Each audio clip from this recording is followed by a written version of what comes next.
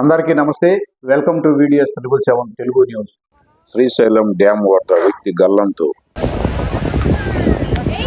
శ్రీశైలం వద్ద నల్లగొండ జిల్లా చిట్యాల మండలం వెంకటాపురం గ్రామానికి చెందిన చొప్పరి యాదయ్య అనే వ్యక్తి గల్లంతయ్యారని శ్రీశైలం మల్లికార్జున స్వామి దర్శనం కోసం వచ్చిన యాదయ్య తోటి స్నేహితులతో స్నానానికి వెళ్లి కొట్టుకుపోయినట్లు తెలిపారు.